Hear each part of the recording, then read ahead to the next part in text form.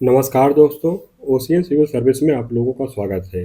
हम लोग youth competition times GS 1 lakh में पॉलिटी पढ़ रहे हैं। पॉलिटी में आज हम लोगों का जो है चैप्टर नंबर 14 है। चैप्टर नंबर 14 में दिया गया है कि गैर संवैधानिक निकाय एवं अन्य संस्थाएं। इसके पहले हम लोगों ने जो है संवैधानिक निकाय को पढ़ा था।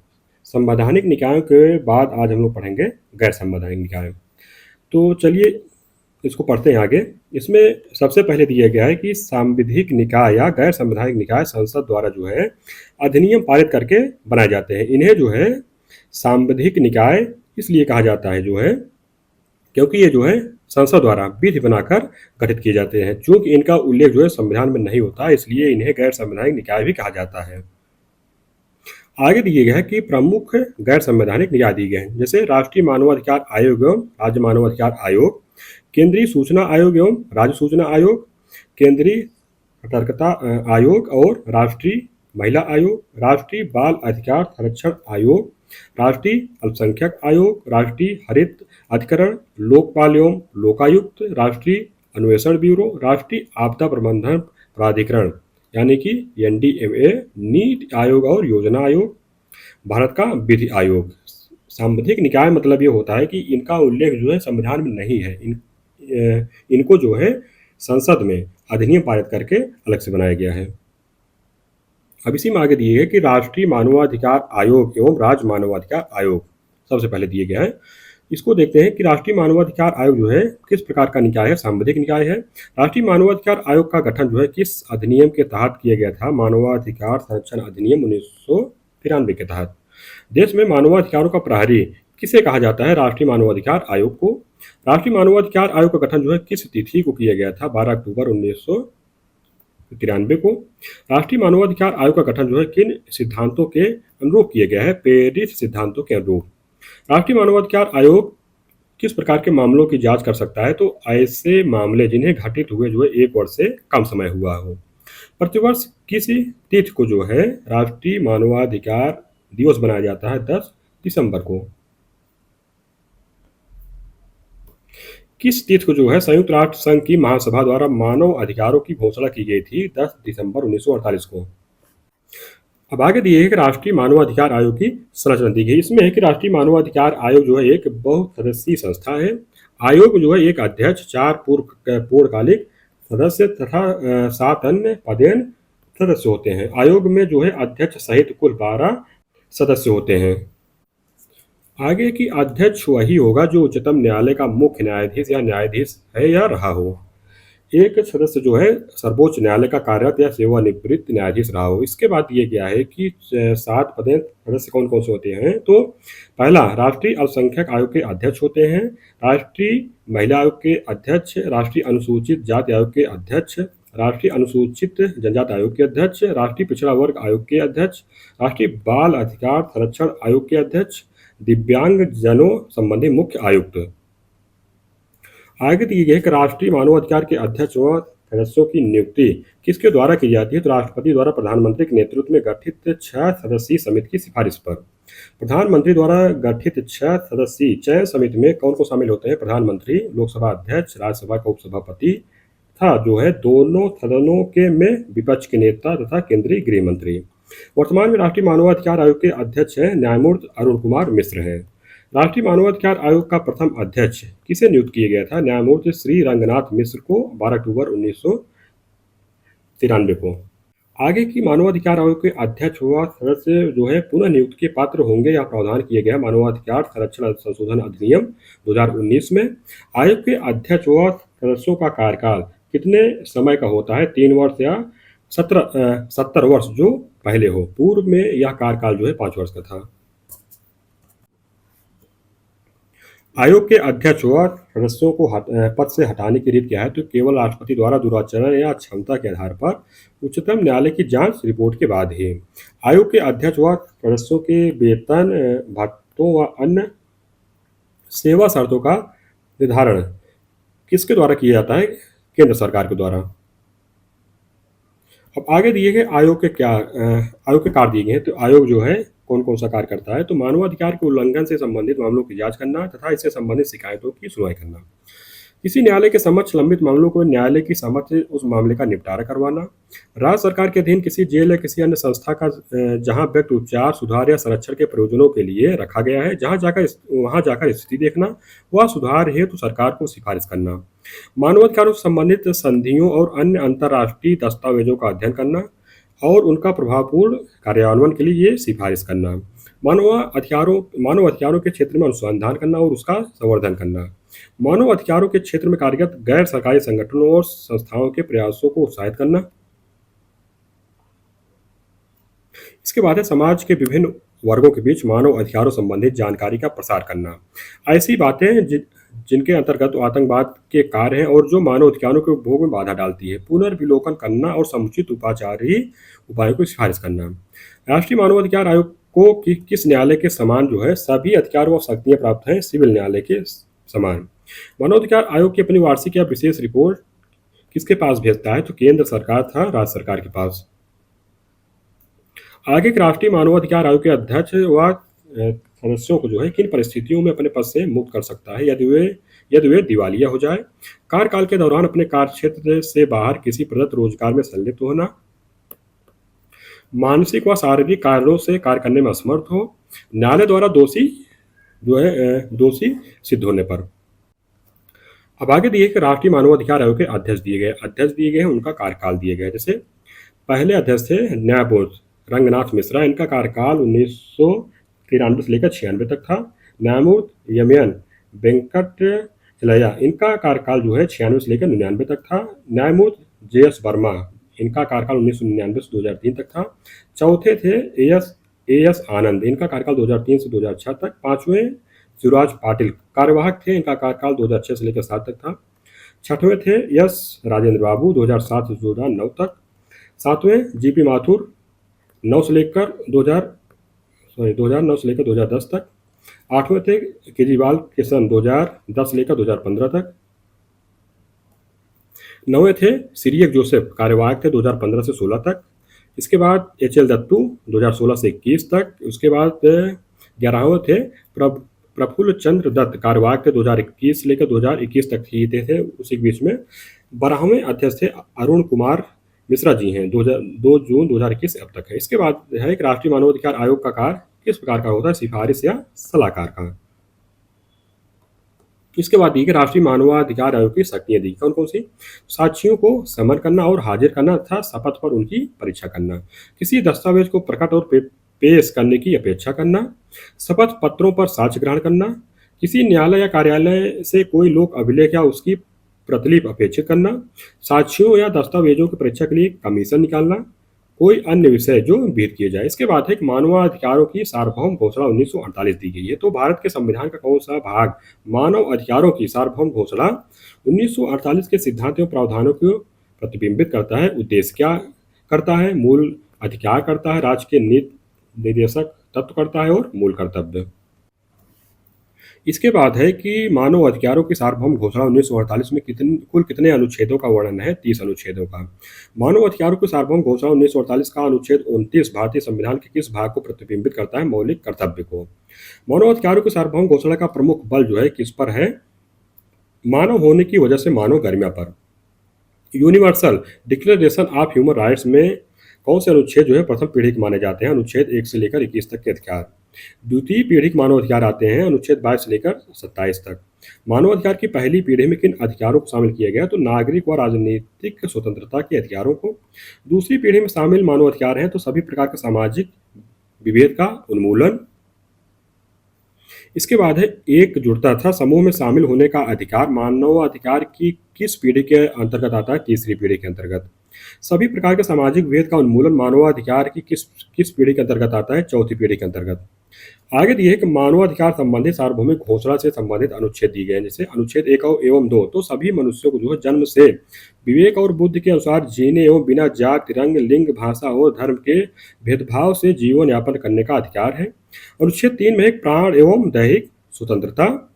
4 में दासता या गुलामी के विरुद्ध स्वतंत्रता। अनुच्छेद 5 में है कि अमानवीय व्यवहार और मंत्रणा से विमुक्ति। अनुच्छेद 6 में है विधि के समक्ष समता का अधिकार। अनुच्छेद 7 में है कि विधियों के सम्मुख संरक्षण का अधिकार। 8 में है राष्ट्रीय अभिकरण एवं प्रभावी उपचार। अनुच्छेद 9 में है अवैध गिरफ्तारी एवं विरोध। अनुच्छेद 10 में है कि स्वतंत्र और निष्पक्ष सुनवाई। अनुच्छेद 11(1) में है निर्दोषिता का अधिकार। अनुच्छेद 11(2) में है कार्योत्तर विधि से विमुक्ति। अनुच्छेद 12 में है एकांत एवं गृह पर पत्र आदि भेजने का अधिकार। अनुच्छेद 13(1) में है संरक्षण और निवास की स्वतंत्रता। अनुच्छेद 13(2) में है अपने देश से दूसरे देश जाने का अधिकार। अनुच्छेद 14(1) में है उत्पीड़न के कारण अन्य देश में शरण मांगने का अधिकार। अनुच्छेद 15 में है राष्ट्रीयता का अधिकार। अनुच्छेद 16 में है वैवाहिक जीवन का अधिकार। अनुच्छेद 17(1) में है संपत्ति के स्वामित्व का अधिकार। अनुच्छेद 18 में है विचार, अंतःकरण और धर्म की स्वतंत्रता का अधिकार। अनुच्छेद 19 में अभिव्यक्ति की स्वतंत्रता। अनुच्छेद 20(1) में सम्मेलन का अधिकार। अनुच्छेद 21 में अपने यहाँ की सरकार में सहभागिता। आगे दिए आर्थिक और सामाजिक अधिकार। इसमें है अनुच्छेद 22 में दिए गए सामाजिक सुरक्षा संबंधी अधिकार। अनुच्छेद 23 में कार्य करने और रोजगार स्वतंत्र रूप से चुनने का अधिकार। अनुच्छेद 24 में विश्राम एवं अवकाश का अधिकार। अनुच्छेद 25 में जीवन स्तर का अधिकार। अनुच्छेद 26 में शिक्षा का अधिकार। अनुच्छेद 27 में सांस्कृतिक जीवन में सहभागिता का अधिकार। अनुच्छेद 28 में सामाजिक और अंतर्राष्ट्रीय व्यवस्था संबंधी अधिकार। अनुच्छेद 29 में व्यक्ति के पूर्ण विकास में स्वतंत्रता व अधिकारों का राष्ट्रीय व अंतर्राष्ट्रीय स्तर पर संरक्षण। अनुच्छेद 30 में किसी भी राज्य, समूह अथवा व्यक्ति के प्रभाव से स्वतंत्रता को सुरक्षित रखना। किस अनुच्छेद के अंतर्गत राष्ट्रपति 1993 ईस्वी में मानवाधिकार संरक्षण अध्यादेश जारी किया था? अनुच्छेद 23 के तहत। मानवाधिकार संरक्षण अधिनियम की स्थिति को प्रवृत्त हुआ 28 सितंबर 1993 ईस्वी को। आगे के मानव अधिकार संरक्षण अधिनियम 1993 का क्या उद्देश्य है? तो मानव अधिकारों को बेहतर संरक्षण, मानवाधिकार सुरक्षा आयोग का गठन, राज्य में मानव अधिकार सुरक्षा आयोग का गठन। मानव अधिकार संरक्षण अधिनियम की किस धारा में परिभाषा दी गई है? धारा 2 में। मानवाधिकार संरक्षण अधिनियम 1993 की किस धारा में लोक सेवक की परिभाषा दी गई? धारा 2 के अंग में। मानवाधिकार संरक्षण 1993 में सशस्त्र बल की परिभाषा में कौन कौन शामिल है? नौसेना है, थल सेना और वायुसेना है। इसके बाद है राज्य मानवाधिकार आयोग। तो इसमें दिए गए मानवाधिकार संरक्षण अधिनियम की किस धारा में राज्य मानव अधिकार के गठन का उल्लेख है? धारा 21 में। आगे राज्य मानवाधिकार आयोग 7वीं अनुसूची में अवस्थित किन विषयों संबंधित मानव अधिकारों के उल्लंघन की जांच कर सकता है? राज्य सूची व समवर्ती सूची के विषयों पर। किस मानवाधिकार संशोधन अधिनियम द्वारा राज्य मानवाधिकार आयोग में एक अध्यक्ष व 2 अन्य सदस्य, कुल 3 सदस्य का प्रावधान किया गया? तो मानवाधिकार संशोधन अधिनियम 2006 द्वारा पहले या संख्या जो 5 थी। आगे दिए गए राज्य मानवाधिकार का अध्यक्ष किसे नियुक्त किया जाता है? उच्च न्यायालय का सेवानिवृत्त मुख्य न्यायाधीश या न्यायाधीश को। राज्य मानवाधिकार आयोग का मुख्य कार्यपालक अधिकारी कौन होता है? सचिव। आयोग के अध्यक्ष व सदस्यों की नियुक्ति किसके द्वारा की जाती है? राज्यपाल को द्वारा। चुनाव समिति की सिफारिश पर। अध्यक्ष व सदस्यों की नियुक्ति करने वाली चुनाव समिति में कौन कौन शामिल होता है? राज्य का मुख्यमंत्री, राज्य का गृह मंत्री, विधानसभा अध्यक्ष, विपक्ष का नेता था। इसके साथ जहां विधानसभा परिषद है वहां पर विधान परिषद का सभापति था विपक्ष का नेता। राज्य मानवाधिकार आयोग के अध्यक्ष व सदस्यों का कार्यकाल कितने समय का होता है? 3 वर्ष या 70 वर्ष, जो भी पहले हो। पहले 5 वर्ष या 70 वर्ष दे रहा था, अब जो है 3 वर्ष कर दिए गए हैं। मानवाधिकार संरक्षण अधिनियम की किस धारा में जो है राज्य मानवाधिकार आयोग के अध्यक्ष व सदस्यों की नियुक्ति का प्रावधान किया गया? धारा 22 में। राज्य मानवाधिकार आयोग के अध्यक्ष व अन्य सदस्यों को अपने पद से किसके द्वारा हटाया जा सकता है? राष्ट्रपति के द्वारा। उसी विधि से जिस प्रकार जो है राष्ट्रीय मानवाधिकार के अध्यक्ष व सदस्य को या हटाए जाते हैं। राज्य मानवाधिकार आयोग के अध्यक्ष व सदस्यों के वेतन, भत्ते एवं सेवा शर्तों का निर्धारण किसके द्वारा किया जाता है? राज्य सरकार के द्वारा। अब इसी में आगे दिए हैं राज्य मानवाधिकार के आयोग के कार्य। कौन कौन से कार्य होते हैं इनके द्वारा? तो किसी मानवाधिकार संबंधित कार्रवाई जो न्यायालय में लंबित है उसमें हस्तक्षेप करना, जेलों व बंदी गृहों में जाकर वहां की स्थिति का अवलोकन करना तथा उनके सुधार हेतु अनुशंसा करना, मानवाधिकार की सुरक्षा हेतु बनाए गए संवैधानिक व विधि कानूनों की समीक्षा करना तथा क्रियान्वयन के लिए सिफारिश करना, मानवाधिकार के क्षेत्र में अन्वेषण करना एवं इसे प्रोत्साहित करना, आतंकवाद सहित उन सभी कार्यों की समीक्षा करना जिससे मानव अधिकारों का उल्लंघन होता है, स्वप्रेरण या न्यायालय के आदेश से मानवाधिकार उल्लंघन की जांच करना, मानव अधिकारों के प्रति लोगों में चेतना जागृत करना एवं उसे प्रोत्साहित करना। राज्य मानवाधिकार को किस न्यायालय के समान शक्तियां प्राप्त हैं? दीवानी न्यायालय के समान। कितने वर्ष से अधिक समय के मामलों की जांच राज्य मानव अधिकार आयोग नहीं करता है? 1 वर्ष से अधिक समय के मामलों को। आयोग द्वारा किसी मामले की जांच या उसके बाद उठाए गए कदम है क्षतिपूर्ति के लिए सरकार या प्राधिकरण से सिफारिश करना, दोषी के विरुद्ध बंदीकरण की सिफारिश और पीड़ित को तत्काल सहायता प्रदान करने की सिफारिश करना। आगे दिए एक मानवाधिकार संरक्षण संशोधन अधिनियम 2019। इसमें दिए एक मानवाधिकार संरक्षण संशोधन अधिनियम 2019 को राष्ट्रपति द्वारा 22 जुलाई 2019 को स्वीकृति मिली। यह अधिनियम राष्ट्रीय व राज्य मानवाधिकार आयोगों और मानवाधिकार अदालतों की स्थापना का प्रावधान करता है। इस अधिनियम के अंतर्गत राष्ट्रीय मानवाधिकार आयोग का अध्यक्ष हुआ होगा जो सर्वोच्च न्यायालय के मुख्य न्यायाधीश के पद पर या सर्वोच्च न्यायालय के मुख्य न्यायाधीश के पद पर या सर्वोच्च न्यायालय के न्यायाधीश पद पर रहा हो। आयोग के सदस्यों की संख्या जो है 2 से बढ़ाकर 3 कर दी गई है, जिसमें एक महिला जो है सदस्य होगी। इसमें दिव्यांग जन संबंधी आयोग के मुख्य आयुक्त, राष्ट्रीय पिछड़ा वर्ग आयोग और राष्ट्रीय बाल अधिकार संरक्षण आयोग के अध्यक्षों को सदस्य के रूप में शामिल करने का प्रावधान है। राज्य व राज्य मानवाधिकार आयोग के अध्यक्ष व सदस्यों का कार्यकाल 5 वर्ष या 70 वर्ष से घटाकर जो है 3 वर्ष या 70 वर्ष कर दिया गया। इसके बाद है कि राष्ट्रीय व राज्य मानवाधिकार के अध्यक्ष व सदस्य पुनर्नियुक्ति के पात्र होंगे। राज्य मानवाधिकार आयोग के अध्यक्ष पद पर वही व्यक्ति नियुक्त होगा जो उच्च न्यायालय के मुख्य न्यायाधीश या न्यायाधीश के पद पर रहा हो। इसके बाद है राज्य मानवाधिकार आयोग अपना वार्षिक प्रतिवेदन किसे प्रेषित करता है? राज्य सरकार को। मानव अधिकार न्यायालय में एक विशेष लोक अभियोजक किसके द्वारा नियुक्त किया जाता है? राज्य सरकार द्वारा। मानवाधिकार न्यायालय में विशेष लोक अभियोजक नियुक्त करने के लिए क्या योग्यता निर्धारित की गई है? ऐसे वकील जिसे कम से कम 7 वर्ष की वकालत का अनुभव हो। इसके बाद है राज्य मानवाधिकार आयोग में सदस्य के रूप में उच्च न्यायालय का कोई आसीन न्यायाधीश या कोई आसीन जिला न्यायाधीश किसके परामर्श के पश्चात नियुक्त किया जा सकता है? संबंधित राज्य के उच्च न्यायालय के मुख्य न्यायमूर्ति से परामर्श के पश्चात।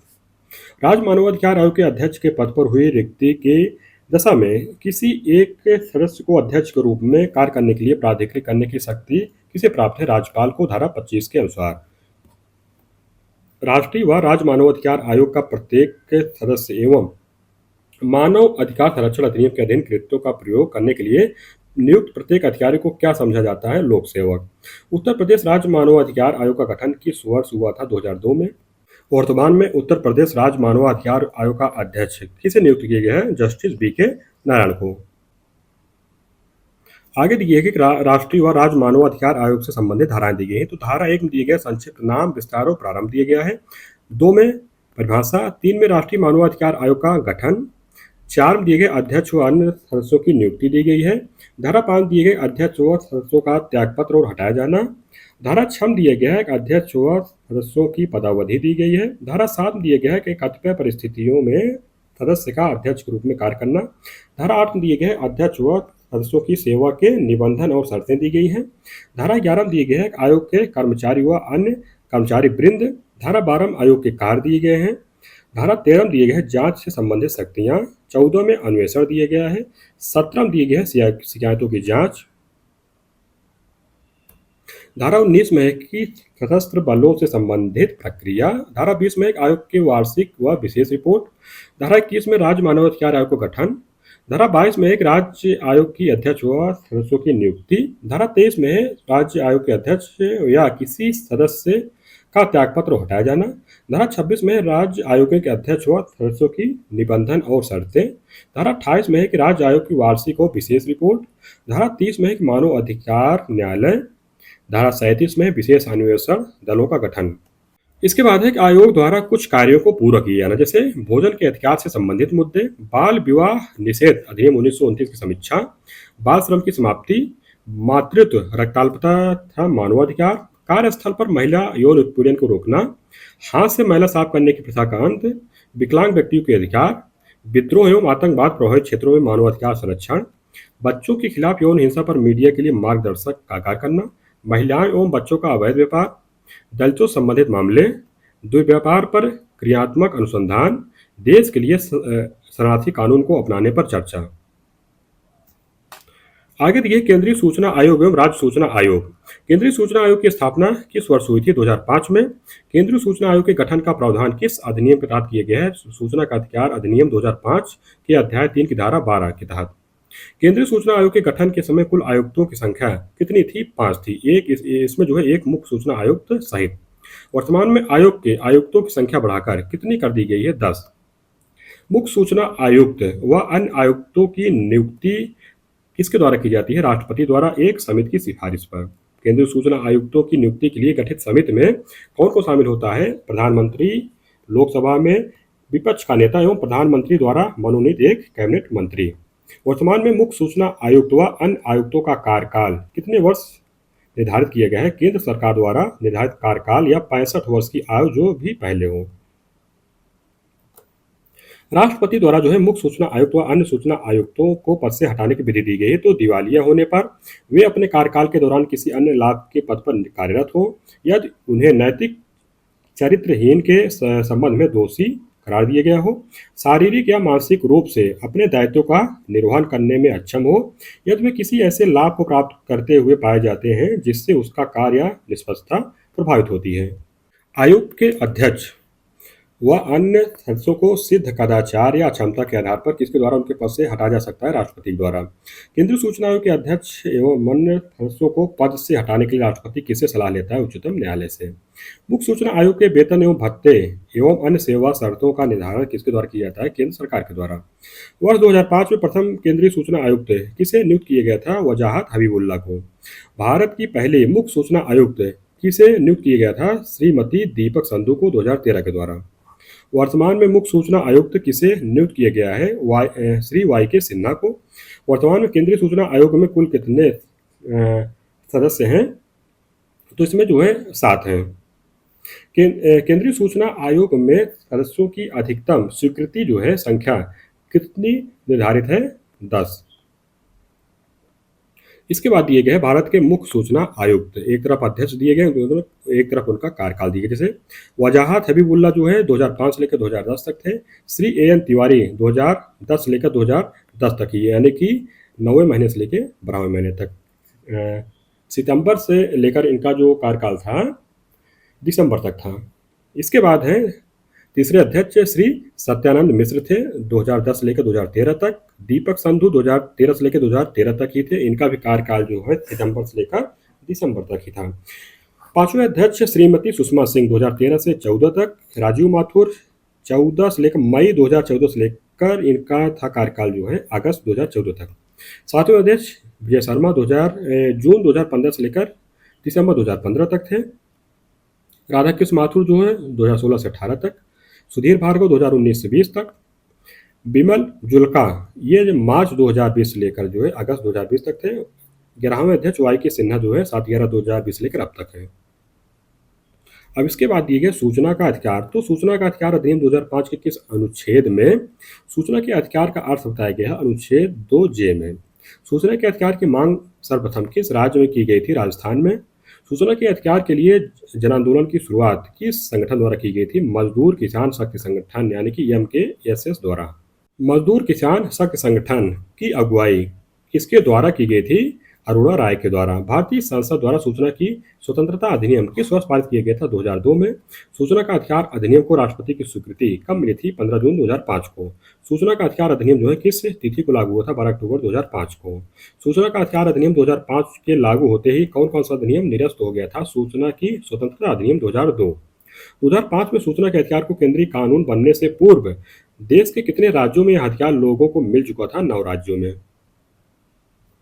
आगे दिए कि 2005 से पूर्व सूचना का अधिकार प्राप्त राज्य कौन कौन से थे?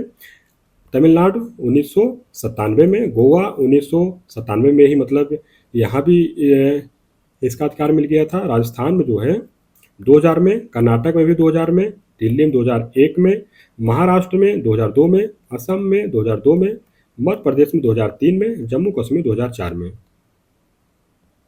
आगे एक सूचना के अधिकार अधिनियम 2005 के प्रमुख प्रावधान दिए गए। जैसे नागरिकों द्वारा जिस सूचना की मांग की जाती है उसे सूचना अधिकारी द्वारा 30 दिनों के अंदर उपलब्ध कराई जाएगी। यदि सूचना जीवन या स्वतंत्रता से संबंधित हो उसे जो है आवेदन के 48 घंटे के अंदर प्राप्त किया जा सकता है। सूचना प्राप्त करने के लिए 10 रुपये नगद, ड्राफ्ट या चेक के माध्यम से नियत प्राधिकारी के समक्ष आवेदन करना होगा। प्रत्येक विभाग में एक लोक सूचना अधिकारी नियुक्त किए जाने का प्रावधान है।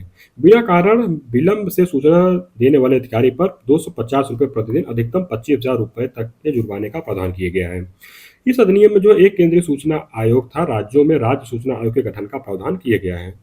सूचना का अधिकार संशोधन अधिनियम 2019 या अधिनियम जो है 1 अगस्त 2019 को लागू हुआ था। मुख्य सूचना आयुक्त व अन्य सूचना आयुक्त का कार्यकाल जो है इस संशोधन के बाद केंद्र सरकार द्वारा निर्धारित किया जाएगा।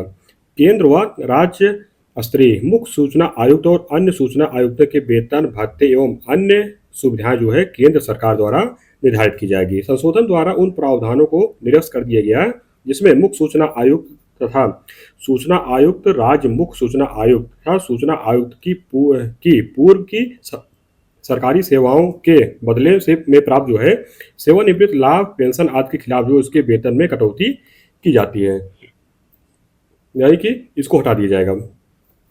इसके बाद है राज्य सूचना आयोग। इसमें दिया गया है किस अधिनियम के तहत राज्यों में जो है राज्य सूचना आयोग का गठन किया गया था। सूचना का अधिकार अधिनियम 2005 के तहत राज्यों में जो है राज्य सूचना आयोग की स्थापना किस माध्यम से की गई है? शासकीय राजपत्र पर अधिसूचना के माध्यम से।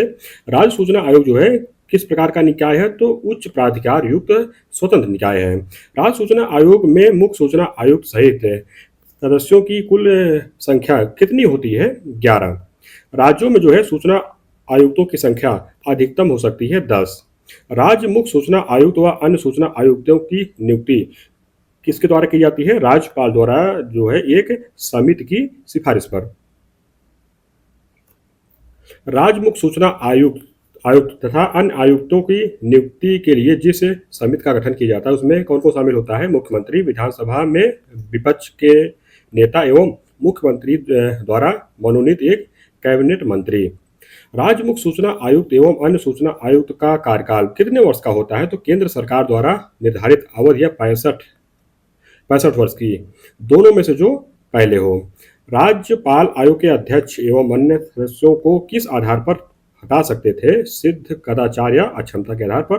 राज्य सूचना आयोग के अध्यक्ष व सदस्यों को राज्यपाल जो है पद से हटाने के लिए जांच किसके पास भेजता है? उच्चतम न्यायालय के पास। राज्य के जो है मुख्य सूचना आयुक्त व अन्य सूचना आयुक्तों के वेतन भत्ते एवं अन्य सेवा शर्तों का निर्धारण किसके द्वारा किया जाता है? केंद्र सरकार के द्वारा। आगे दिए है कि राज्य सूचना आयोग की शक्तियों कार्य दिए गए हैं। तो आयोग का यह कर्तव्य है कि वह किसी व्यक्ति से प्राप्त निम्नलिखित जानकारी एवं शिकायतों का निराकरण करे। जैसे जब सूचना अधिकारी की नियुक्ति ना हो पाने के कारण जो है सूचना को प्रस्तुत करने में असमर्थ रहा हो, उसे जो जानकारी चाहिए थे उसे देने से मना कर दिया गया हो, निर्धारित समय पर जानकारी प्राप्त न हो पाई हो, किसी भी स्थिति में उसे यह लगता है कि उसके द्वारा मांगी गई सूचना अपर्याप्त, झूठी या भ्रामक है। आयोग ऐसे मामलों के जांच का आदेश दे सकता है जिस मामले का कोई ठोस आधार हो। आयोग को जांच करते समय दीवानी न्यायालय की शक्तियां प्राप्त होती हैं, यानी कि वो जो है दंड नहीं दे सकता लेकिन उसमें जो है न्याय कर सकता है। आयोग लोक अधिकारी के नियंत्रणाधीन किसी दस्तावेज या रिकॉर्ड की जांच कर सकता है। आयोग को यह शक्ति प्राप्त है कि वह जो है लोक प्राधिकारी से अपने निर्णयों का अनुपालन करवाए। इसके बाद है केंद्रीय सतर्कता आयोग। तो इसमें दिए गया केंद्रीय सतर्कता आयोग का गठन किस समिति की सिफारिश पर किया गया था? संथानम समिति। संथानम समिति का गठन किस वर्ष किया गया था? 1964 में। केंद्रीय सतर्कता आयोग का गठन जो है 1964 में किस उद्देश्य किया गया था? भ्रष्टाचार रोकने के लिए। 1964 में केंद्रीय सतर्कता आयोग का गठन जो है किस प्रकार किया गया था? तो केंद्र सरकार द्वारा पारित एक प्रस्ताव के द्वारा।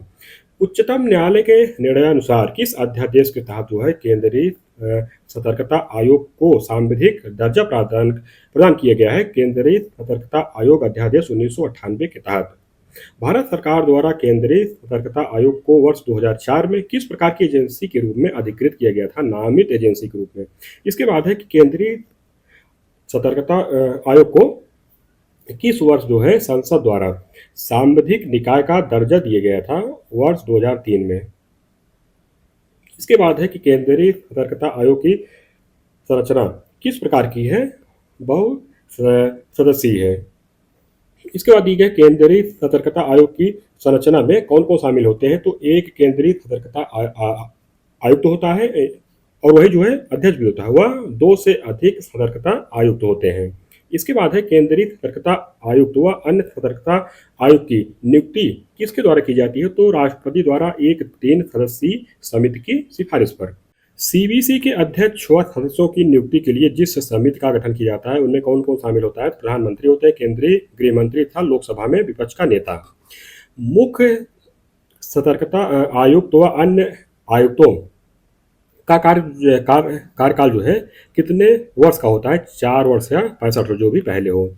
केंद्रीय सतर्कता आयुक्त व किसी अन्य सतर्कता आयुक्त को किसके द्वारा उनके पद से हटाया जा सकता है? राष्ट्रपति के द्वारा। राष्ट्रपति के द्वारा जो है केंद्रीय सतर्कता आयुक्त तथा अन्य आयुक्तों को किस आधार पर उनके पद से हटाया जा सकता है? तो दूराचरण या अक्षमता के आधार पर।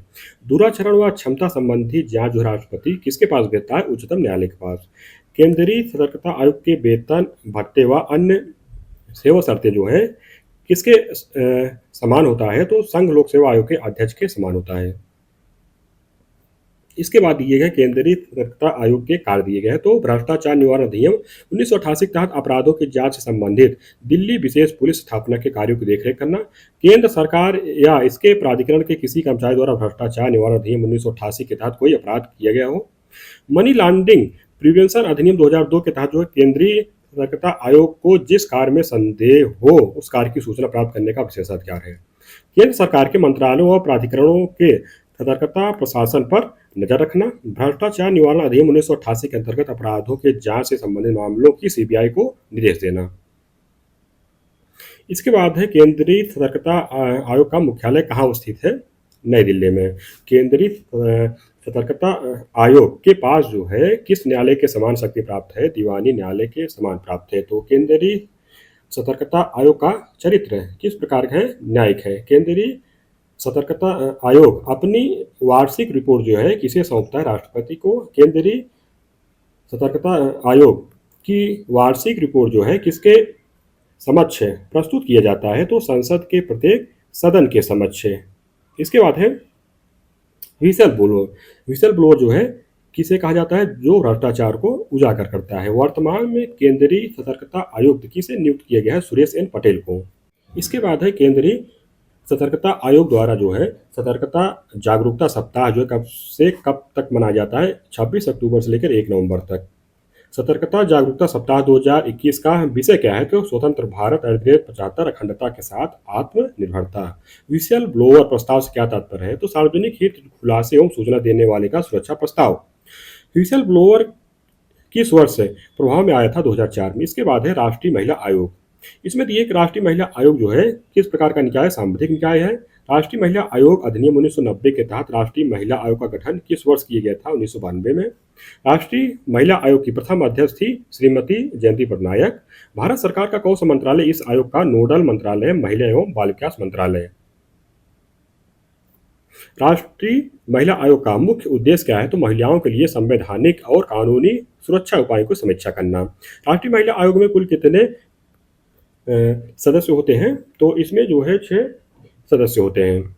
एक अध्यक्ष होते हैं, 5 अन्य सदस्य होते हैं। और आगे दिए गया है कि राष्ट्रीय महिला आयोग के कार्य व शक्तियाँ दी गई है। तो इसमें दिए गए जो प्रश्न जो है बहुसंख्यक महिलाओं को प्रभावित करते हैं उनसे संबंधित मुकदमों के लिए धन उपलब्ध कराना। आयोग किसी भी व्यक्ति या अधिकारी को समन जारी कर सकता है। आयोग को सिविल न्यायालय की शक्ति प्राप्त है। महिलाओं को जो है शीघ्र न्याय की प्राप्ति है तो आयोग पारिवारिक लोक अदालतों का गठन कर सकता है। महिलाओं के संबंध में जो भी कानून है उनकी समीक्षा करना था, आवश्यक संशोधन के लिए सुझाव देना। इसके बाद महिलाओं के लिए जो भी संवैधानिक अधिकार उपलब्ध हैं उनकी सुरक्षा का उपाय करना था, आवश्यक संशोधन हेतु सुझाव देना। कार्यस्थल पर शोषण उत्पीड़न जैसी शिकायतों की जांच करना। राष्ट्रीय महिला आयोग में किसी एक सदस्य का संबंध होना चाहिए अनुसूचित जाति या जनजाति से। अध्यक्ष, सदस्य व सचिव का नामांकन जो है किस मंत्रालय द्वारा किया जाता है? महिला एवं बाल विकास मंत्रालय द्वारा। आयोग के अध्यक्ष व सदस्यों के वेतन, भत्ते तथा सेवा शर्तों का निर्धारण किसके द्वारा किया जाता है? केंद्र सरकार के द्वारा। इसके बाद आयोग के अध्यक्ष हुआ सदस्यों का कार्यकाल कितने वर्ष का होता है? 3 वर्ष का। किस आधार पर केंद्र सरकार आयोग के अध्यक्ष व सदस्यों को उनके पद से हटा सकती है? तो दिवालिया घोषित होने पर, अदालत द्वारा मानसिक रूप से अक्षम घोषित होने पर, आयोग की लगातार 3 बैठकों में अनुपस्थित रहने पर। नोट में दिया गया कि राष्ट्रीय महिला आयोग के अध्यक्ष हुआ सदस्य को कब तक पदच्युत नहीं किया जा सकता जब तक कि उन्हें जो है सुनवाई का एक उचित अवसर न प्रदान किया गया हो। वर्तमान में राष्ट्रीय महिला आयोग का अध्यक्ष किसे नियुक्त किया गया? रेखा शर्मा को। इसके बाद दिए गए राष्ट्रीय महिला आयोग के अध्यक्ष का क्रम दिए गए, जैसे श्रीमती जयंती पटनायक 1992 से 95 तक, मोहन गिरी 95 से 98 तक, विभा पारसारथी 99 से 2002 तक, डॉक्टर पूर्णिमा अडवाणी 2002 से 2005 तक, गिरिजा व्यास 2005 से 11 तक, श्रीमती ममता शर्मा 11 से 14 तक, सुश्री ललिता कुमार मंगलम 14 से 17 तक, रेखा शर्मा 2018 से वर्तमान तक है। इसके बाद है राष्ट्रीय बाल अधिकार संरक्षण आयोग। राष्ट्रीय बाल अधिकार संरक्षण आयोग की स्थापना किस वर्ष की गई थी? वर्ष 2007 में। राष्ट्रीय बाल अधिकार संरक्षण आयोग की स्थापना जो है किस अधिनियम के तहत की गई थी? बाल अधिकार संरक्षण अधिनियम 2005 के तहत। राष्ट्रीय बाल अधिकार संरक्षण आयोग का मुख्यालय कहाँ स्थित है? नई दिल्ली में। इस आयोग में अध्यक्ष के अतिरिक्त कितने अन्य जो है सदस्य होते हैं? 6 होते हैं इसमें। राष्ट्रीय बाल अधिकार संरक्षण आयोग में कितनी महिलाएं होती हैं? कम से कम 2 महिलाएं। आयोग के अध्यक्ष व सदस्यों की नियुक्ति किसके द्वारा की जाती है? केंद्र सरकार के द्वारा। राष्ट्रीय बाल अधिकार संरक्षण आयोग में किस वर्ग के सभी बालकों के संरक्षण को समान रूप से महत्व दिया गया है? 0 से लेकर 18 वर्ष तक आयु वर्ग है। इसके बाद आयोग के अध्यक्ष व सदस्यों का कार्यकाल कितने वर्ष से निर्धारित किए गए हैं? 3 वर्ष तक। आयोग के अध्यक्ष कितने वर्ष तक अपने पद पर बने रह सकते हैं? 65 वर्ष तक। इसके बाद दिए गए राष्ट्रीय बाल अधिकार संरक्षण आयोग के कार्य व शक्तियां दी गई हैं। तो बाल अधिकार के क्षेत्र में शोध है, उनके प्रति जागरूकता बढ़ाना, आतंकवाद, सांप्रदायिक हिंसा, घरेलू हिंसा आदि से बच्चों को बचाने के लिए ठोस कदम उठाना, बच्चों से संबंधित कार्यक्रमों, अंतर्राष्ट्रीय संधियों की समीक्षा करके बच्चों के हितों में उन्हें लागू करना, बच्चों से जुड़े मामलों को देखना और उपचारात्मक उपाय सुझाना। इसके बाद है प्रत्येक वर्ष राष्ट्रीय बाल अधिकार दिवस किस तिथि को मनाया जाता है? 20 नवंबर को। वर्तमान में राष्ट्रीय बाल संरक्षण आयोग का अध्यक्ष किसे नियुक्त किए गए हैं? प्रियंक कानूनगो को। राष्ट्रीय बाल संरक्षण आयोग के प्रथम अध्यक्ष कौन थे? शांता सिन्हा। इसके बाद है राष्ट्रीय अल्पसंख्यक आयोग। तो किस अधिनियम के तहत राष्ट्रीय अल्पसंख्यक आयोग का गठन किया गया है? तो अधिनियम 1992 के तहत।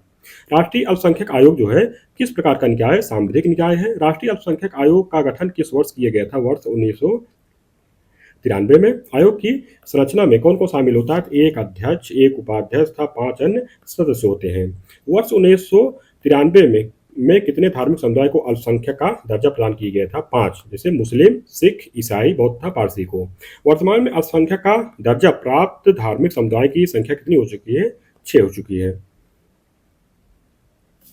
6वां धार्मिक समुदाय जो अल्पसंख्यक का दर्जा प्राप्त किया है, जैन, 2014 में। राष्ट्रीय अल्पसंख्यक आयोग के अध्यक्ष व सदस्यों का कार्यकाल कितने वर्ष का होता है? 3 वर्ष का। आयोग के अध्यक्ष व सदस्य अपना त्यागपत्र किसे सौंपते हैं? केंद्र सरकार को। राष्ट्रीय अल्पसंख्यक आयोग के अध्यक्ष व सदस्यों को केंद्र सरकार जो है आयोग की लगातार कितनी बैठकों में अनुपस्थित रहने पर पदच्युत कर सकता है?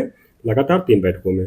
इसके बाद दी गई राष्ट्रीय अल्पसंख्यक आयोग के कार्य एवं शक्तियां दी गई हैं, जैसे संघ एवं राज्यों के अल्पसंख्यकों के विकास की प्रगति का मूल्यांकन करना, आयोग को संविधान द्वारा प्राप्त अधिकार था संसद द्वारा पारित कानूनों की निगरानी करना, अल्पसंख्यकों के प्रति भेदभाव से जुड़ी समस्याओं का अध्ययन करना था उनके समाधान के लिए उपाय सुझाना, अल्पसंख्यकों को उनके अधिकारों और रक्षा उपायों से वंचित करने से संबंधित विनिर्दिष्ट शिकायतों की जांच करना। आगे के राष्ट्रीय अल्पसंख्यक आयोग के प्रथम अध्यक्ष कौन थे? न्यायमूर्ति मोहम्मद सरदार अली खान थे। वर्तमान में राष्ट्रीय अल्पसंख्यक आयोग के अध्यक्ष कौन है? सरदार इकबाल सिंह लालपुरा हैं। राष्ट्रीय अल्पसंख्यक आयोग के अध्यक्ष की नियुक्ति जो है किसके द्वारा की जाती है? राष्ट्रपति के द्वारा। इसके बाद है राष्ट्रीय हरित अधिकरण।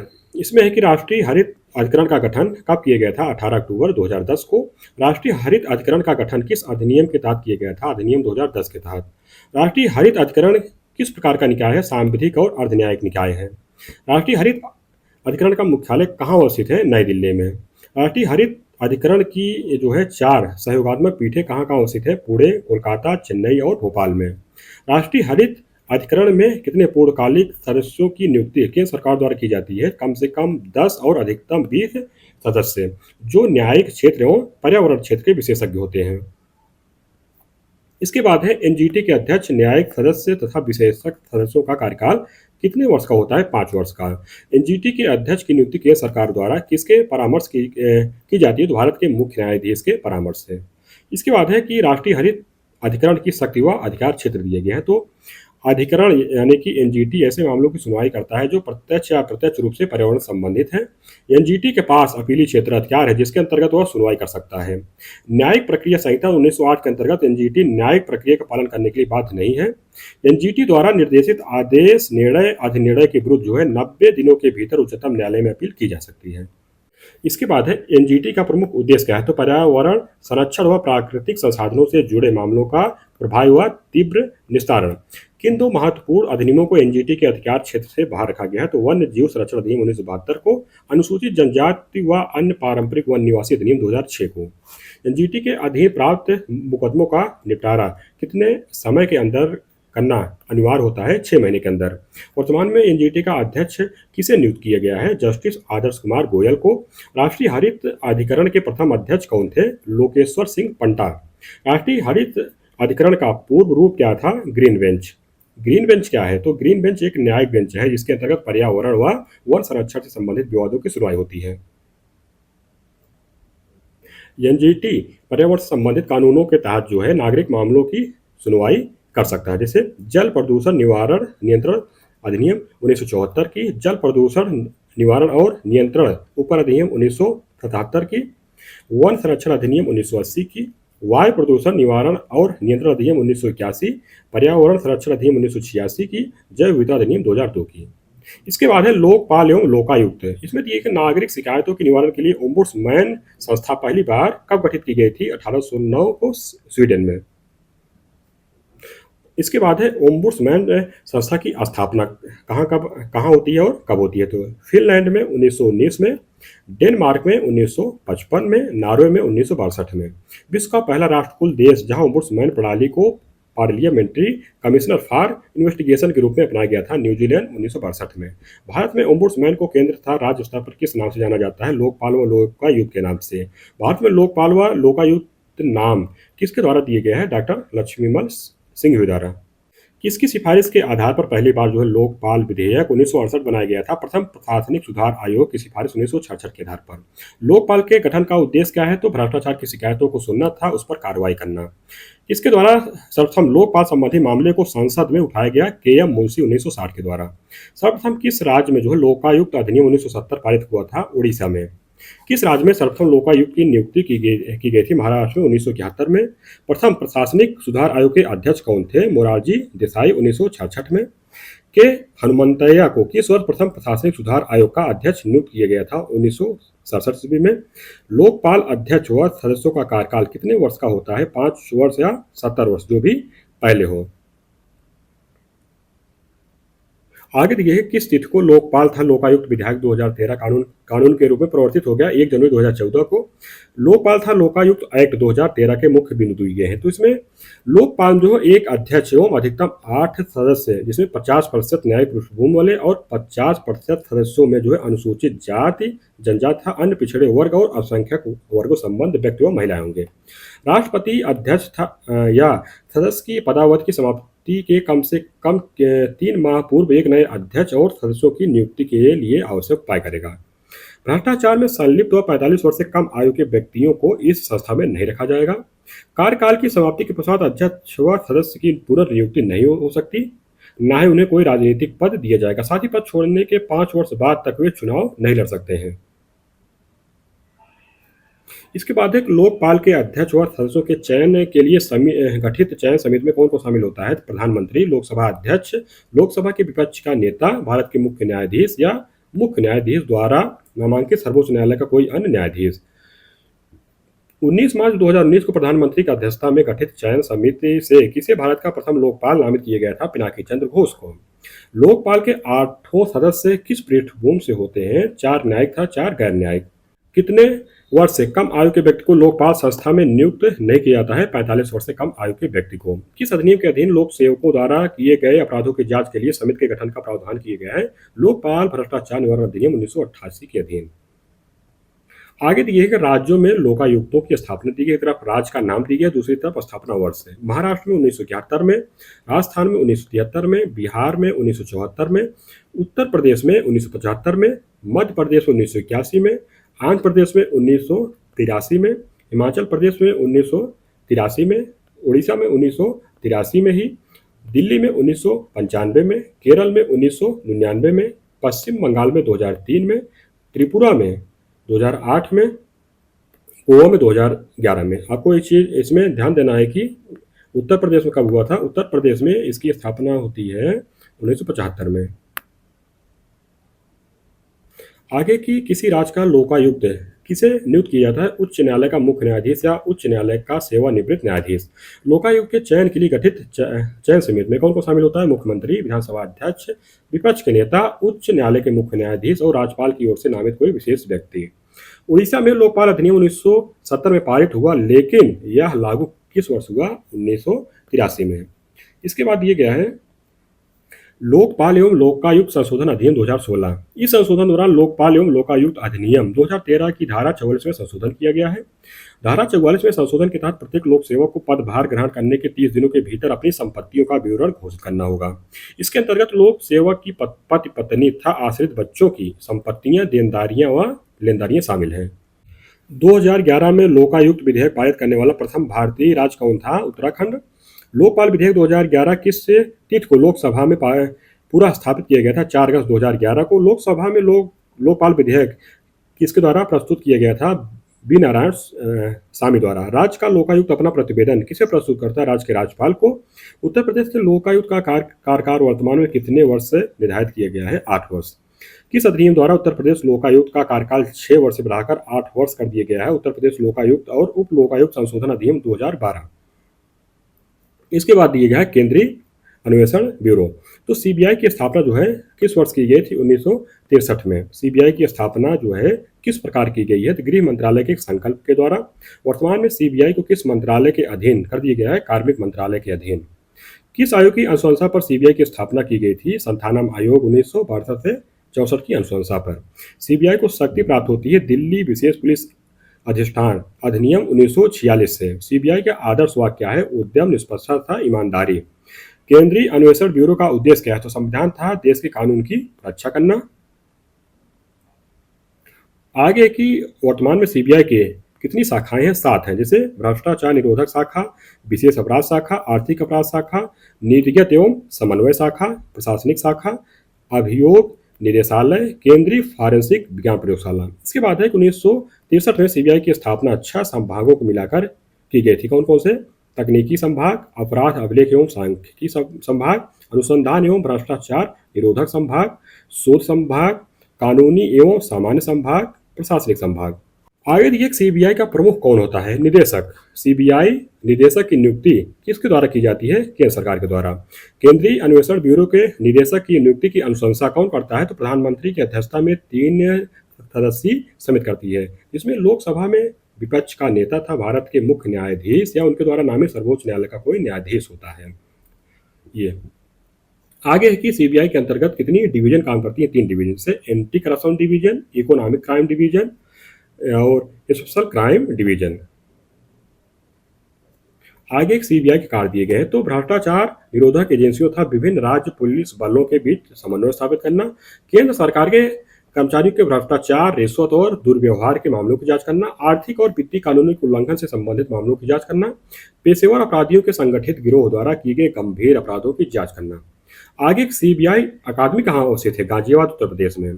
सीबीआई अकादमी की स्थापना कब की गई थी? 10 जनवरी 1996 को। वर्तमान में सीबीआई निदेशक कौन है? सुबोध कुमार जायसवाल हैं। इसके बाद है प्रवर्तन निदेशालय यानी कि इन्फोर्समेंट डायरेक्टोरेट यानी कि ईडी। प्रवर्तन निदेशालय किसके अधीन? एक विशेष वित्तीय जांच एजेंसी है, वित्त मंत्रालय के अधीन। प्रवर्तन निदेशालय की स्थापना किस वर्ष हुई थी? 1956 में। प्रवर्तन निदेशालय का मुख्यालय कहाँ स्थित है? नई दिल्ली में। प्रवर्तन निदेशालय जो है किस प्रकार का संगठन है? बहु अनुशासनिक संगठन है। ईडी का जो है मुख्य कार्य क्या है? तो विदेशी मुद्रा प्रबंधन अधिनियम 1999 फेमा था धन शोधन निवारण अधिनियम 2002 यानी कि पीएमएलए के प्रावधानों को लागू करना। प्रवर्तन निदेशालय के कितने रीजनल कार्यालय हैं? तो 5 हैं। मुंबई, चेन्नई, चंडीगढ़, कोलकाता था दिल्ली। इसके बाद है कि धन शोधन निवारण अधिनियम 2002 जो है कब लागू हुआ है? 1 जुलाई 2005 से। इसके बाद है राष्ट्रीय जांच एजेंसी यानी कि एनआईए। इसमें दिए गए राष्ट्रीय जांच एजेंसी की स्थापना किस वर्ष की गई थी? 31 दिसंबर 2008 को। एनआईए की स्थापना किस एक्ट के तहत की गई थी? एनआईए एक्ट 2008 के तहत। एनआईए जो है किस प्रकार की जांच एजेंसी है? संघीय जांच एजेंसी है। राष्ट्रीय जांच एजेंसी का मुख्यालय कहाँ स्थित है? नई दिल्ली में। वर्तमान में राष्ट्रीय जांच एजेंसी के अध्यक्ष कौन है? कुलदीप सिंह। एनआईए के महानिदेशक की नियुक्ति किसके द्वारा की जाती है? केंद्र सरकार के द्वारा। राष्ट्रीय जांच एजेंसी किस मंत्रालय के अधीन कार्य करता है? गृह मंत्रालय के अधीन। अब इसके बाद है राष्ट्रीय आपदा प्रबंधन प्राधिकरण यानी कि एनडीएमए। राष्ट्रीय आपदा प्रबंधन प्राधिकरण की स्थापना किस वर्ष की गई थी? वर्ष 2005 में। एनडीएमए की स्थापना किस प्रकार की गई है? भारत सरकार के एक कार्यकारी आदेश द्वारा। एनडीएमए की संरचना में कौन कौन शामिल होता है? एक अध्यक्ष व अधिकतम 9 सदस्य होते हैं इसमें। एनडीएमए का पदेन अध्यक्ष कौन होता है? प्रधानमंत्री। आगे दिए एनडीएमए के कार्य दिए गए हैं। तो राष्ट्रीय योजना को स्वीकृति प्रदान करना, आपदा प्रबंधन संबंधित नीतियों को तैयार करना, आपदा प्रबंधन के लिए नीतियों योजनाओं को लागू करने संबंधी प्रयासों में समन्वय स्थापित करना, आपदा की रोकथाम न्यूनीकरण तथा आपदा के समय अन्य कदम उठाना, भारत सरकार के विभिन्न मंत्रालयों तथा विभागों द्वारा पालन किए जाने हेतु दिशा निर्देश तैयार करना। आगे दिए गए कि राज्य आपदा प्रबंधन प्राधिकरण का गठन किया जाता है। एक अध्यक्ष व 9 सदस्यों को मिलाकर किया जाता है।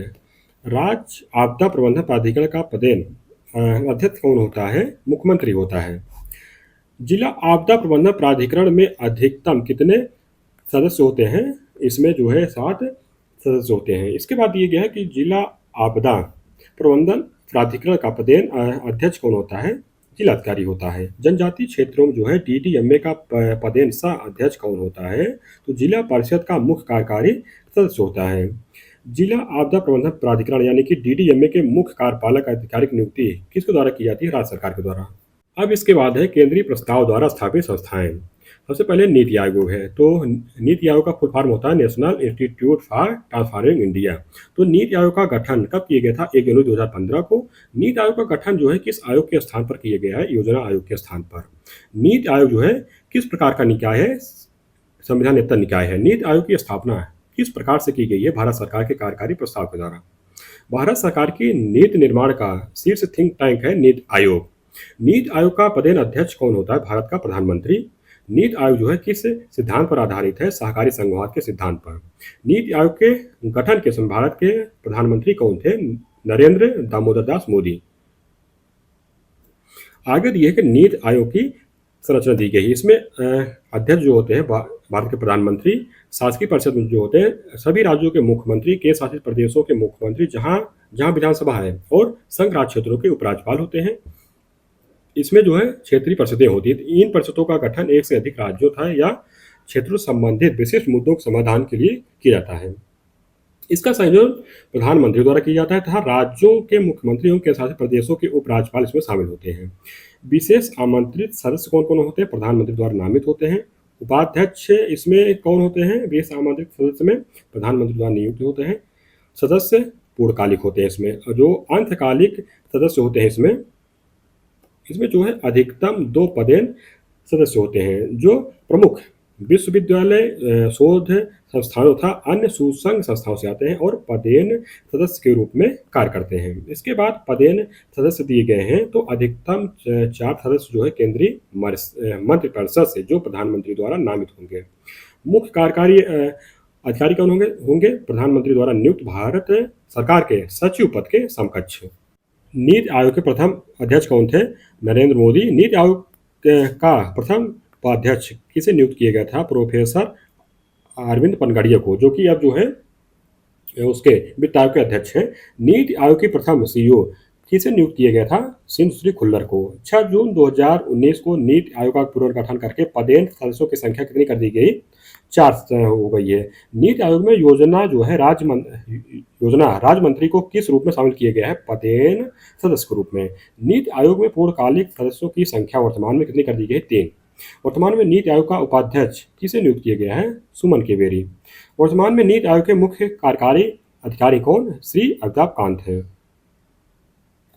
इसके बाद नीति आयोग के कार्य दिए गए हैं, जैसे नीति निर्माण और कार्यक्रम की रूपरेखा तैयार करना, सहकारी संघवाद को बढ़ावा देना, अनुश्रवण और मूल्यांकन करना, थिंक टैंक और ज्ञान एवं नवाचार केंद्र को रूप में कार्य करना। इसके बाद नीति आयोग के उद्देश्य दिए गए। कौन कौन से उद्देश्य है? तो राज्यों के सक्रिय सहभागिता के साथ राष्ट्रीय विकास प्राथमिकताओं, क्षेत्रों और रणनीतियों का एक साझा दृष्टिकोण विकसित करना, सहयोगपूर्ण संघवाद को बढ़ावा देना, ग्राम स्तर पर विश्वसनीय योजनाएं तैयार करने के लिए तंत्र विकसित करना एवं योजनाओं के उत्तरोत्तर विकास में मदद करना। बॉटम अप दृष्टिकोण पर आधारित है ये। आगे दिए है कि राष्ट्रीय विकास के लिए एक साझा दृष्टिकोण विकसित करना, दीर्घकालीन योजना, कार्यक्रम निर्माण और समय के अनुसार आवश्यक आदि परिवर्तन करना, नीति निर्माण और आर्थिक नियोजन में राष्ट्रीय सुरक्षा को सुनिश्चित करना, नीति और कार्यक्रमों के क्रियान्वयन हेतु प्रौद्योगिकी एवं क्षमता निर्माण का विकास करना। आगे है नीति आयोग द्वारा जारी प्रमुख सूचकांक है, कौन कौन? एसडीजी इंडिया इंडेक्स है, नया भारत @75 के लिए कार्यनीति composite water index. NITI Aayog की समस्त गतिविधियों को विभाजित करने के लिए गठन किए गए है टीम इंडिया तथा ज्ञान एवं नवाचार केंद्रों की। आगे दिए है टीम इंडिया आपका उद्देश्य हो तो सहकारी संघवाद को बढ़ावा देना। नीति आयोग की स्थापना को अनीति और दुर्नीति किसने कहा है? सीताराम येचुरी, जो कि सीपीआई एम के नेता हैं। नीति आयोग से जुड़े कार्यालय हैं राष्ट्रीय श्रम अर्थात शोध एवं विकास संस्थान, विकास निगरानी एवं मूल्यांकन कार्यालय। इसके बाद है योजना आयोग, जो कि पहले था, अब इसको जो है समाप्त कर दिए गए हैं। तो योजना आयोग का गठन किस वर्ष किया गया था? 15 मार्च 1950 को। योजना आयोग का गठन किसके द्वारा किया गया था? केंद्रीय मंत्रिमंडल द्वारा पारित प्रस्ताव से। किसकी अध्यक्षता में गठित एडवाइजरी प्लानिंग बोर्ड की सिफारिश के बाद योजना आयोग का गठन किया गया था? केसी नियोगी की अध्यक्षता में। केसी नियोगी समिति का गठन किस वर्ष किया गया था? 1946 में। योजना आयोग जो है किस प्रकार का निकाय है? संविधानेतर और सांविधिक निकाय। योजना आयोग की प्रकृति किस प्रकार की थी? सलाहकारी। आर्थिक व सामाजिक विकास के लिए नियोजन हेतु सर्वोच्च अंग था योजना आयोग। योजना आयोग का समापन किस तिथि को किया गया था? 1 जनवरी 2015 को। योजना आयोग के प्रथम अध्यक्ष कौन थे? पंडित जवाहरलाल नेहरू थे। योजना आयोग के प्रथम उपाध्यक्ष किसे नियुक्त किया गया था? गुलजारी लाल नंदा को। योजना आयोग के अंतिम उपाध्यक्ष कौन थे? मोंटेक सिंह अहलूवालिया। योजना आयोग के अंतिम अध्यक्ष कौन थे? नरेंद्र मोदी। योजना आयोग का पदेन अध्यक्ष कौन होता है? प्रधानमंत्री। आगे दिया गया है कि योजना आयोग की संरचना दी गई है, तो इसमें अध्यक्ष जो भारत के प्रधानमंत्री हैं वो या होते हैं, उपाध्यक्ष जो है कार्यकारी प्रमुख के रूप में, और अंशकालिक सदस्य जो हैं 6 केंद्रीय मंत्री होते हैं, और पूर्णकालिक सदस्य जो होते हैं 4 से 7 होते हैं। इनको जो है राज्य मंत्री के समान दर्जा प्राप्त होता है। सचिव जो होते हैं वरिष्ठ आईएएस अधिकारी होते हैं। इसके बाद है कि किसने कहा था कि योजना ने संघ का स्थान ले लिया है और हमारा देश अनेक अर्थों में एकल प्रणाली की तरह कार्य कर रहा है? के संथानम ने। इसके बाद है कि योजना आयोग का उपाध्यक्ष किसके समकक्ष होता है? कैबिनेट मंत्री के समकक्ष। अब आगे दिए गए योजना आयोग के उपाध्यक्ष दिए गए हैं, नाम दिए गए हैं उनका, और कार्यकाल दिए है कब से कब तक। गुलजारी लाल नंदा ये जो है योजना मंत्री थे, इनका कार्यकाल जो है 2 बार था, 1953 से 60 तक और 1960 से लेकर 63 तक। बीटी कृष्णाचारी 1953 से लेकर 60 तक थे, ये गलत दे दिए का इसमें। सीएम त्रिवेदी 22/9/63 से लेकर 2/12/63 तक। अशोक मेहता योजना मंत्री थे 3/12/1963 से 1/9/1963 तक। ये थोड़ा उल्टा सीधा कर दिया गया तारीख, चलिए ठीक है, वैसे तारीख कोई इंपॉर्टेंट है नहीं, सिर्फ इसका क्रम याद रखिए। डी.आर. गाडगिल 2/9/1967 से 71 तक थे। सी सुब्रमण्यम 1971 से 72 तक। डी.पी. धर योजना मंत्री थे 1972 से 74 तक। पी.एन. हक्सर 1975 से 77 तक। Doctor DT. लकड़ावाला 1977 से 1980 तक। एन.डी. तिवारी 1980 से 81 तक। एस.बी. चौहान 1981 से 84 तक। पी.सी. सेठी जो है 20/7/1984 से 31/10/1984 तक। आगे के पी.वी. नरसिम्हा राव 1984 से 1985 तक। डॉक्टर मनमोहन सिंह 1985 से 1987 तक। पी. शिवशंकर योजना मंत्री 1987 से 88 तक, और ये 1/8/1987 से उपाध्यक्ष के रूप में कार्य करते हैं। माधव सिंह सोलंकी योजना मंत्री थे 1988 से 89 तक। आर के हेगड़े 1989 से 90 तक। प्रोफेसर मधु दंडवते वित्त मंत्री 7/7/1990 से 10/12/1990 तक। मोहन धारिया 1990 से 91 तक। प्रणब मुखर्जी 1991 से लेकर 1996 तक। प्रोफेसर मधु दंडवते 1996 से 98 तक, ये जो है दूसरी बार बने। जसवंत सिंह 1998 से 99 तक। केसी पंत 1999 से 2004 तक। मुंटेक सिंह अहलूवालिया 2004 से लेकर 2009 तक। और फिर उसके बाद मुंटेक सिंह अहलूवालिया 2009 से 2014 तक। इसके बाद दिए गए राष्ट्रीय संसाधनों के संतुलित उपयोग हेतु पंचवर्षीय योजनाओं का निर्माण किसके द्वारा किया जाता था? योजना आयोग के द्वारा। वित्त आयोग एवं योजना आयोग के परस्पर विलय का प्रस्ताव किसने दिया था? एम.बी. माथुर ने। भारत के प्रधानमंत्री जो पूर्व में योजना आयोग के उपाध्यक्ष रह चुके थे, पी.वी. नरसिम्हा राव था डॉक्टर मनमोहन सिंह। योजना आयोग के उपाध्यक्ष प्रोफेसर मधु दंडवती किस प्रधानमंत्री के कार्यकाल में रेल मंत्री थे? मोरारजी देसाई के कार्यकाल में। मधु दंडवती ने वित्त मंत्री का पद संभाला था बीपी सिंह की सरकार में। योजना आयोग के एकमात्र उपाध्यक्ष जो बाद में भारत के राष्ट्रपति निर्वाचित हुए, प्रणब मुखर्जी। इसके बाद दी है राष्ट्रीय विकास परिषद। इसमें है कि राष्ट्रीय विकास परिषद का गठन किस वर्ष किया गया था? 6 अगस्त 1952 को। राष्ट्रीय विकास परिषद का गठन किस प्रकार के आदेश से हुआ था? केंद्र सरकार के शासकीय आदेश के द्वारा। राष्ट्रीय विकास परिषद किस प्रकार का निकाय है? संविधानेतर निकाय। राष्ट्रीय विकास परिषद का अध्यक्ष कौन होता है? भारत के प्रधानमंत्री।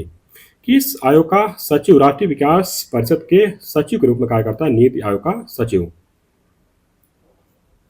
इसके बाद है कि राष्ट्रीय विकास परिषद के गठन का उद्देश्य दिए गए हैं, तो योजना के निर्माण एवं क्रियान्वयन में राज्यों का सहयोग प्राप्त करना, योजना के सहयोग से राष्ट्र के संसाधनों एवं प्रयासों को गतिशील बनाना, सभी महत्वपूर्ण क्षेत्रों में सामान्य आर्थिक नीतियों को बढ़ावा देना, देश के संपूर्ण क्षेत्र में तीव्र एवं संतुलित विकास को बढ़ावा देना। राष्ट्रीय विकास परिषद के प्रमुख कार्य क्या हैं? तो सामाजिक एवं आर्थिक नीति से जुड़े महत्वपूर्ण प्रश्नों पर विचार करना, राष्ट्रीय योजनाओं के संचालन की समीक्षा करना, केंद्र एवं राज्य के बीच सहभागिता, समन्वय एवं सहयोग को बढ़ावा देना। राष्ट्रीय विकास परिषद की संरचना में कौन शामिल होता है? प्रधानमंत्री, संघीय मंत्रिमंडल के सभी मंत्रीगण, सभी राज्यों के मुख्यमंत्री, सभी केंद्र शासित प्रदेशों के मुख्यमंत्री या प्रशासक और नीति आयोग के सदस्य। आगे दिए कि राष्ट्रीय विकास परिषद का मुख्य संबंध किससे है? तो पंचवर्षीय योजनाओं के अनुमोदन से। कौन सी संस्था जो है योजना आयोग नीति आयोग तथा राज्य सरकारों के बीच समन्वयकर्ता का कार्य करता है? राष्ट्रीय विकास परिषद। पंचवर्षीय योजनाओं का प्रारूप सर्वप्रथम किसे भेजा जाता है? केंद्रीय मंत्रिमंडल को।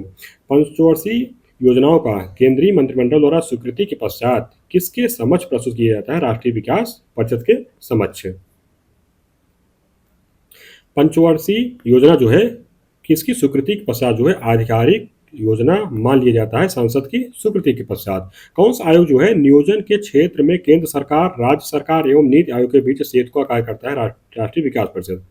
आगे दिया गया कि भारत का वित्त आयोग, इसमें है कि वित्त आयोग जो है किस प्रकार का निकाय है? गैर वैधानिक कार्यकारी निकाय। वित्त आयोग का जो है मुख्य उद्देश्य क्या है? कानून में सुधार एवं कानून के शासन के तहत सुशासन को बढ़ावा देना।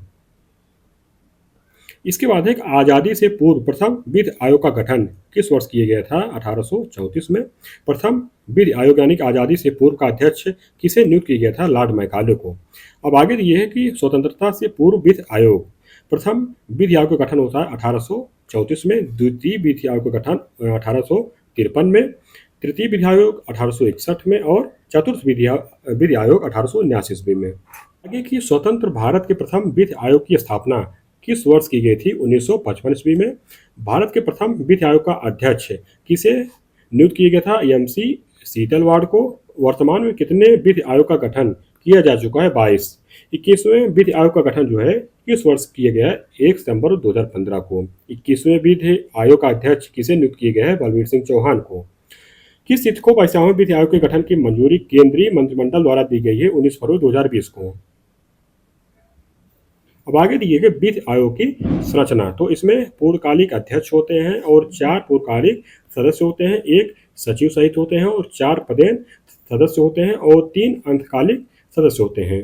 इसके बाद दिए गए वित्त आयोग की कार्य प्रणाली, तो आयोग की बैठकों को आयोजित करना, प्रतिक्रिया और रिपोर्ट की रूपरेखा तैयार करना, समस्या सुधार युक्त क्षेत्र निर्धारण की रूपरेखा, सार्वजनिक व्यावसायिक निकायों और शैक्षणिक संस्थाओं के साथ परामर्श करना।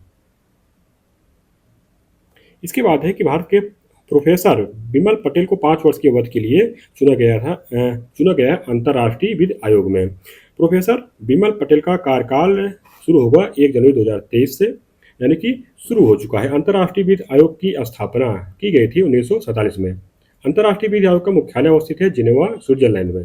वर्तमान में उत्तर प्रदेश वित्त आयोग का अध्यक्ष किसे नियुक्त किया गया है? AN मित्तल को। इस तरह से हम लोगों का जो है गैर संवैधानिक निकाय वाला जो चैप्टर है समाप्त होता है। अगला चैप्टर जो हम लोग कल पढ़ेंगे।